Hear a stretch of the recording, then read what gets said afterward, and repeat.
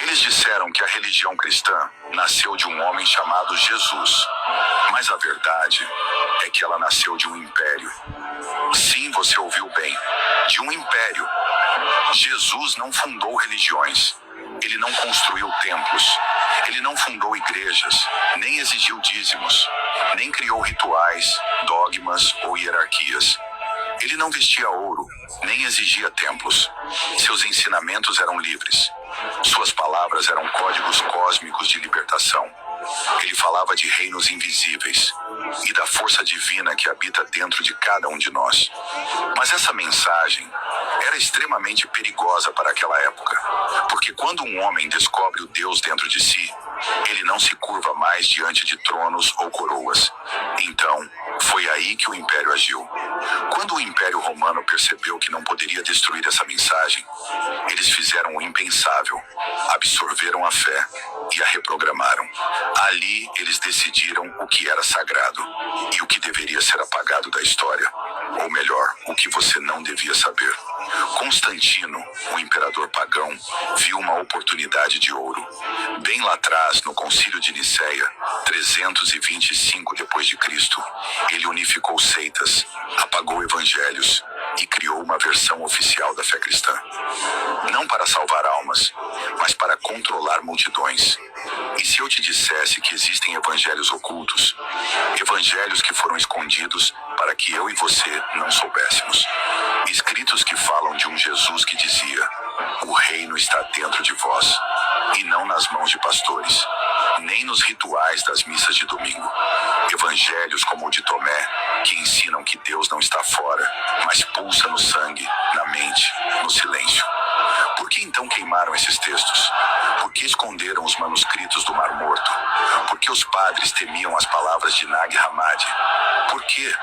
Porque se você descobrir que o templo é você, jamais será dominado por outro. Será que o verdadeiro Jesus foi silenciado? Será que a fé foi reprogramada como um software para controlar massas? E para reforçar o programa, copiaram histórias antigas. Repara aqui: Horus do Egito, Mitra da Pérsia, Krishna da Índia. Todos nasceram de virgens. Tiveram 12 seguidores. Morreram e ressuscitaram. Devemos entender que a fórmula já existia. Só trocaram os nomes e usaram a mais poderosa de todas: Jesus. Então vieram os missionários, mas não com paz. Vieram com espada, com cruz e com fogo. Povos foram forçados a se ajoelhar. Línguas milenares foram apagadas. Tradições ancestrais foram chamadas de pecado. O que era sabedoria virou bruxaria. O que era cultura virou idolatria. E o que era invasão chamaram de evangelização. Mas a pergunta que ecoa até hoje é: quem era de fato o homem chamado Jesus? Um revolucionário espiritual?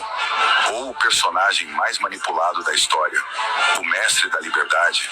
Ou a base de um império que reina até hoje?